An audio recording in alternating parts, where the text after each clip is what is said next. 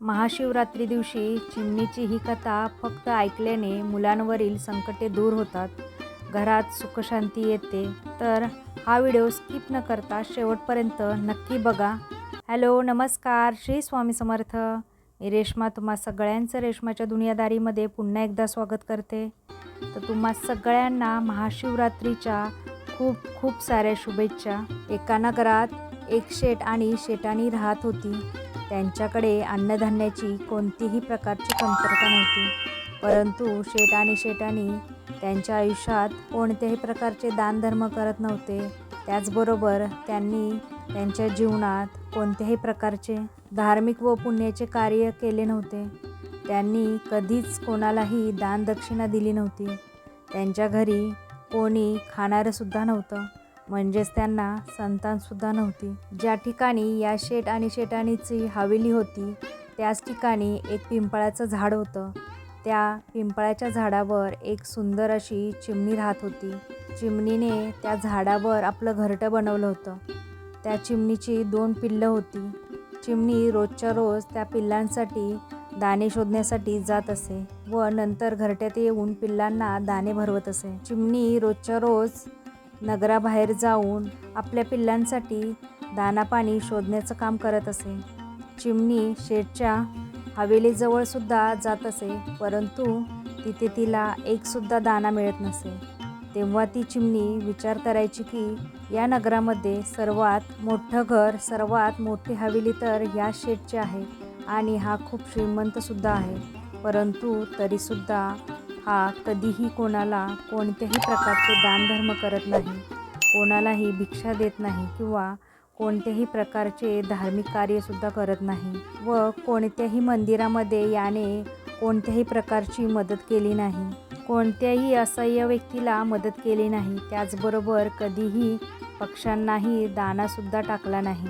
हा शेठ तर खूपच कंजूस आहे. एके दिवशी चिमणी तिच्या घरट्यातून उडून त्या शेठच्या हवेलीवर जाऊन बसते. तेव्हा तिथे शेठ आणि शेटाणी बोलत असते. शेटाणी बोलते, शेठजी, आपल्याकडे इतकी धनसंपत्ती आहे. सर्व नगरातील लोक आपल्याला शेठ व शेटाणी म्हणतात. आपल्याकडे धनाची कोणत्याही प्रकारची कमतरता नाही, परंतु आपण या धनाचं काय करायचं?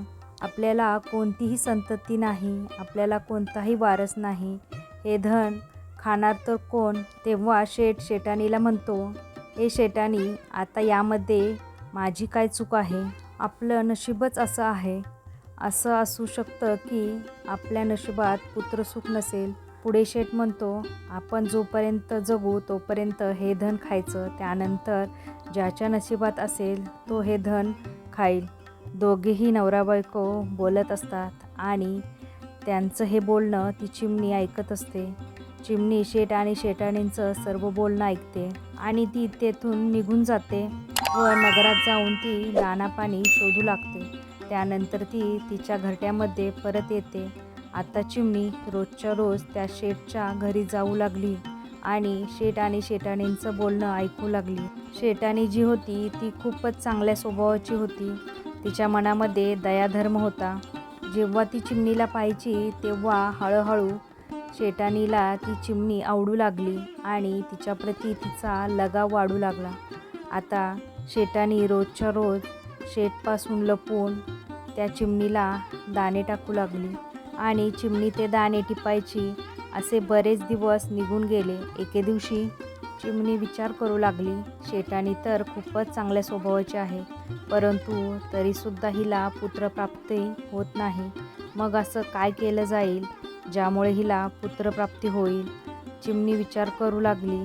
जोपर्यंत एक स्त्री आई बनत नाही तोपर्यंत ती पूर्ण होत नाही किंवा तिचं स्त्रीत्व पूर्ण होत नाही.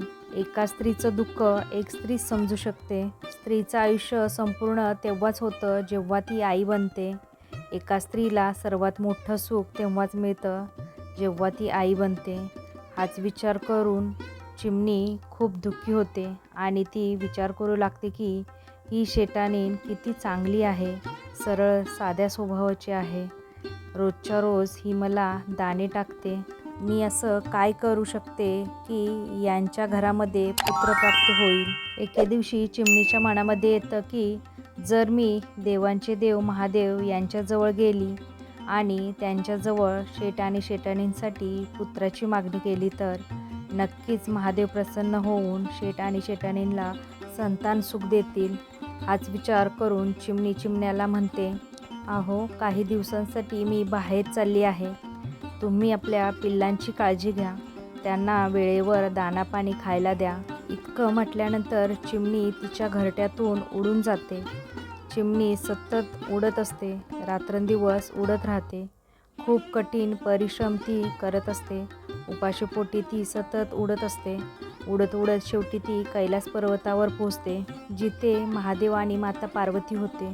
चिमणी उडत जाऊन माता पार्वतीच्या चरणामध्ये जाऊन पडते आणि जशी चिमणी माता पार्वतीच्या चरणामध्ये जाऊन पडते ती बेशुद्ध होते. माता पार्वती चिमणीला स्वतःच्या हाताने उचलते आणि चिमणीला शुद्धीवर आणते. माता पार्वती चिमणीला म्हणते, हे चिमणे तू कुठून आली आहेस? मला असं का वाटत आहे की तू खूपच मोठ्या दुःखात आहेस. तेव्हा चिमणी माता पार्वतीला म्हणते, हे माते, मी खूप जास्त दुःखी आहे. मी खूप लांबून आलेली आहे. माझ्या दुःखासाठी मी दुःखी नाही, तर मी दुसऱ्या कोणाच्या तरी दुःखासाठी दुःखी आहे. तेव्हा माता पार्वती म्हणते, हे चिमणी, तू मला स्पष्टपणे सांग की नक्की काय झालं आहे. तेव्हा चिमणी म्हणते, माते, जिथे मी राहते तिथे एक शेट आणि शेटाणी राहतात. त्यांना संतान सुख अजूनही प्राप्त झालेलं नाही. शेटाणी खूप चांगल्या स्वभावाची आहे. हे माते, तू त्यांना संतान सुख दे. इतकं म्हणून ती चिमणी पुन्हा बेशुद्ध पडते. माता पार्वती पुन्हा त्या चिमणीला शुद्धीवर आणण्याचा प्रयत्न करते. काही वेळानंतर जेव्हा चिमणी शुद्धीवर येते तेव्हा माता पार्वती चिमणीला काही दाना पाणी खायला देते आणि त्यानंतर माता पार्वती चिमणीला म्हणते, हे चिमणी, तू काळजी करू नकोस. थोड्या वेळानंतर महादेव उठतील, आपण त्यांच्यासोबत बोलूया. थोड्या वेळानंतर भगवान महादेव त्यांच्या साधनेतून उठतात. माता पार्वती चिमणीला हातामध्ये घेऊन भोलेनाथांकडे जाते आणि भोलेनाथांना म्हणते, हे प्रभू, एका नगरामध्ये एक शेट आणि शेटाणी राहते. त्यांच्या नशिबात पुत्रसुख आहे की नाही? तेव्हा महादेव ध्यान लावून पाहतात आणि म्हणतात, हे पार्वती, त्यांच्या नशिबात पुत्रसुख नाही. तेव्हा माता पार्वती म्हणते, जर त्यांच्या नशिबात पुत्रसुख नसेल तर तुम्हाला त्यांना पुत्र द्यावाच लागेल. तेव्हा भगवान भोलेनाथ म्हणतात, हे पार्वती, तुम्ही हट्ट का करत आहात? त्यांच्या नशिबात पुत्रसुख नाही, मग अशा परिस्थितीत मी त्यांना पुत्रसुख कसा देऊ शकतो? तेव्हा माता पार्वती भोलेनाथांकडे खूपच हट्ट करू लागते आणि म्हणते, ही चिमणी खूप लांबून आली आहे आणि तिला अशी आशा आहे की आपण तिचं काम व तिची मदत नक्की करू शकाल आणि याच आशेने ती उपाशीपोटी आली आहे. ती इतक्या लांबून इथे आली आहे, मग आपण तिला अशा रिकाम्या हाताने कसं पाठवू शकतो? माता पार्वतीचं इतकं बोलणं ऐकल्यानंतर भगवान भोलेनाथ म्हणतात, हे पार्वती, ठीक आहे. तुम्ही जर इतकाच हट्ट करत असाल तर मग ठीक आहे. तसंही तुमचे सर्व हट्ट मी पूर्ण करतच आलो आहे आणि हा सुद्धा हट्ट मी तुमचा पूर्ण करणार आहे. मी शेट आणि शेटाणीला पुत्रसुख देणार आहे. परंतु हे पार्वती, तुम्ही या चिमणीला म्हणा की तो शेट आणि शेटाणी कोणत्याही प्रकारचे दानधर्म करत नाही, कोणत्याही प्रकारचे पुण्यकर्म करत नाहीत, कोणत्याही प्रकारचे पुराण वाचत नाहीत. शेट आणि शेटाणी हे नास्तिक लोक आहेत. पुत्रप्राप्तीनंतर जर शेट आणि शेटाणी आस्तिक बनले, त्यांनी दानधर्म करण्यास सुरुवात केली, मंदिरांना मदत केली, गरजू लोकांची मदत केली, देवांचे भजन कीर्तन केले, तरच त्यांचा पुत्र दीर्घायू असेल. तेव्हा चिमणी म्हणते, हे प्रभू, मी माझ्या परीने पूर्ण प्रयत्न करेन की ते शेट आणि शेटाणी पूर्णपणे आस्तिक बनतील. तेव्हा महादेव तथास्तु म्हणतात. त्यानंतर ती चिमणी भोलेनाथांना आणि माता पार्वतीला प्रणाम करून तिथून निघून जाते. उडत उडत ती तिच्या घरट्यात येऊन पोचते. त्यानंतर 9 महिन्यानंतर शेट आणि शेटाणीला एक पुत्र प्राप्त होतो. शेटाणी पुत्राला पाहून खूपच खुश होते. चिमणीसुद्धा खूपच आनंदित होते. चिमणीला आता ह्या गोष्टीचा आनंद असतो की तिने केलेल्या कष्टाचं फळ तिला मिळालं आहे. चिमणी विचार करू लागते, हा शेठ या नगरातील सर्वात श्रीमंत माणूस आहे आणि आता पुत्रप्राप्तीमुळे शेठ खूप खुश आहे आणि म्हणूनच आता शेठ दानधर्म करण्यास सुरुवात करेल. हळूहळू शेठचा मुलगा 1 वर्षाचा होतो. शेठला मुलगा होऊन पहिली महाशिवरात्र होऊन जाते. त्यानंतर दुसरी महाशिवरात्रसुद्धा होते. त्यानंतर तिसरी महाशिवरात्र, नंतर चौथीसुद्धा महाशिवरात्र होऊन जाते. जेव्हा 5वी महाशिवरात्र येते तेव्हा ती चिमणी खूपच चिंतित होते. ती खूपच दुःखी होते. चिमणी विचार करू लागते की हा शेठचा मुलगा 5 वर्षाचा झाला आहे. हा शेठ आणि शेठानी कोणत्याही प्रकारचे दानधर्म करत नाही, कोणत्याही मंदिरात जात नाहीत, कोणालाही भिक्षा देत नाहीत, कोणत्याही प्रकारचे पुण्यकर्म हे लोक करत नाहीत. तेव्हा ती चिमणी हा विचार करून खूपच दुःखी होते.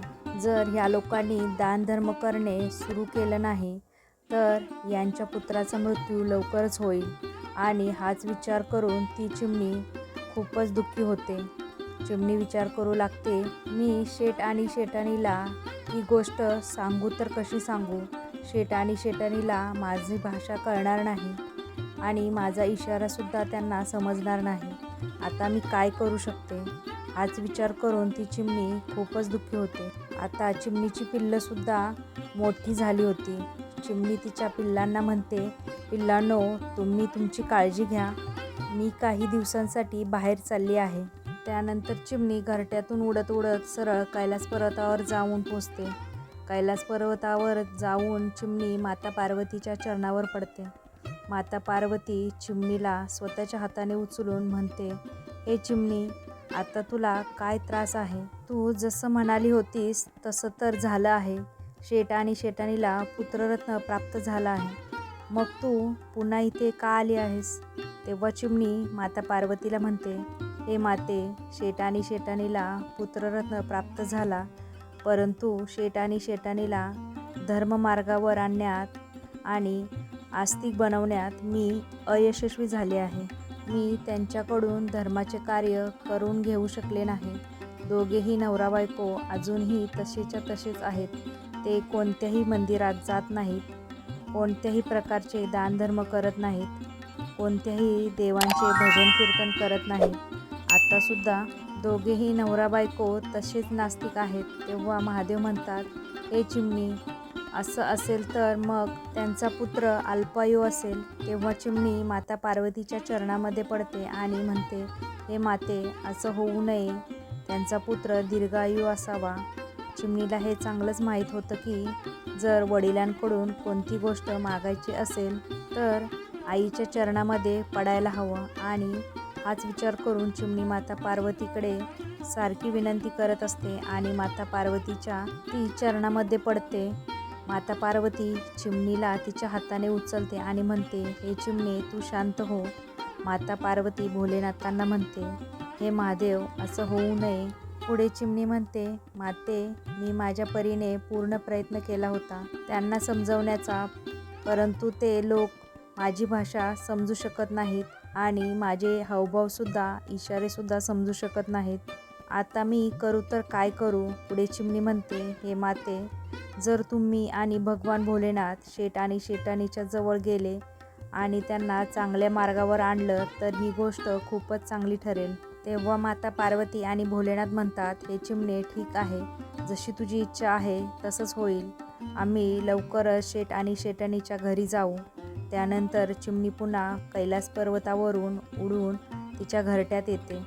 काही दिवसानंतर महादेव आणि माता पार्वती एका भिक्षुकाचे रूप धारण करून शेठ आणि शेठानींच्या घरी येतात आणि येऊन शेठ आणि शेठानीला म्हणतात, माते, आम्हाला खूप जास्त भूक लागली आहे. कृपया तुम्ही आम्हाला भोजन द्यावे.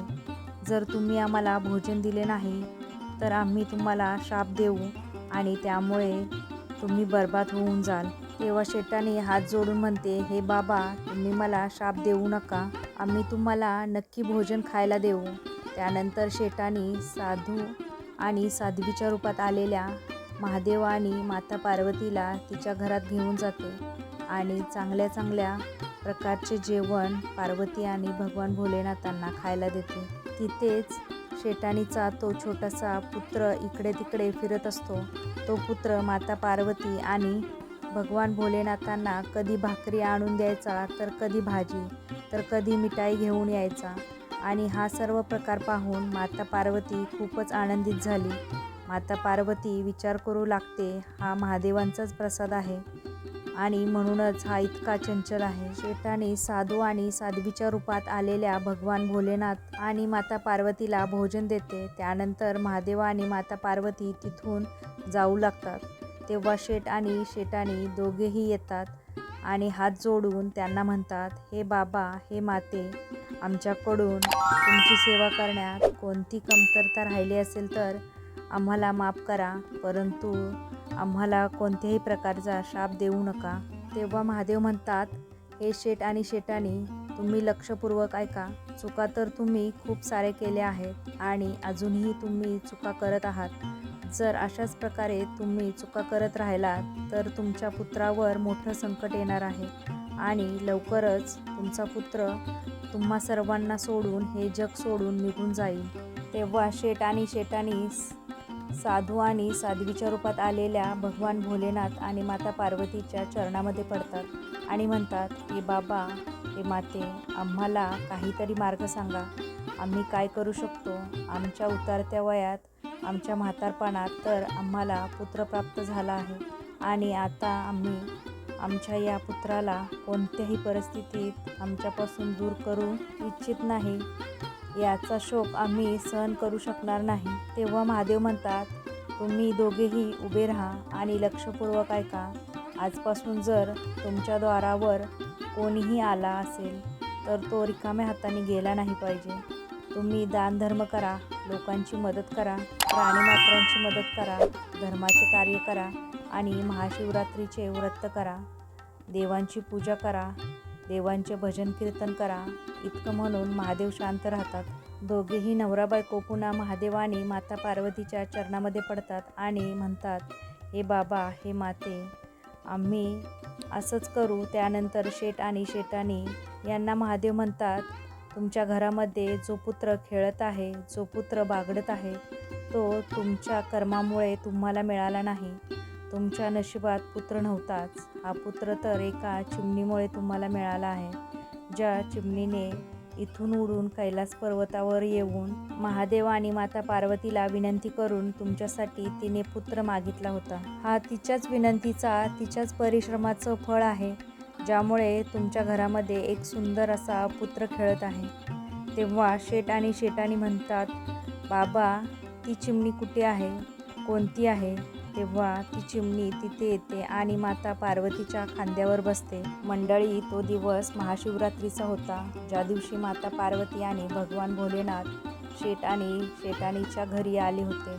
भगवान भोलेनाथ आणि माता पार्वती शेटच्या घरात त्यांच्या खऱ्या स्वरूपात येतात आणि शेट आणि शेटाणीला दर्शन देतात. अशा प्रकारे चिमणीची ही महाशिवरात्र सफल ठरते. त्यानंतर शेट आणि शेटाणी मोठ्या उत्साहाने, आनंदाने महाशिवरात्र साजरी करतात आणि महाशिवरात्रीचं व्रत करतात. त्याचबरोबर चिमणीसुद्धा महाशिवरात्रीचं व्रत करते. महादेव आणि माता पार्वती यांचं दर्शन मिळाल्यामुळे ते सर्वजण तृप्त झालेले असतात. जे लोक महाशिवरात्रीचे व्रत ठेवतात त्या लोकांवर भगवान भोलेनाथांचा आशीर्वाद राहते. जशी शेट आणि शेटाणीवर भगवान भोलेनाथांनी कृपा केली, तशी सर्वांवर भोलेनाथाची कृपा राहो. तर मंडळी, तुम्हाला आजची कथा आवडली असेल तर व्हिडिओला लाईक, शेअर, सबस्क्राईब करा. पुन्हा भेटूया आपण उद्याच्या नवीन व्हिडिओसोबत. तोपर्यंत सगळ्यांना श्री स्वामी समर्थ. जय जय स्वामी समर्थ. ओम नमः शिवाय.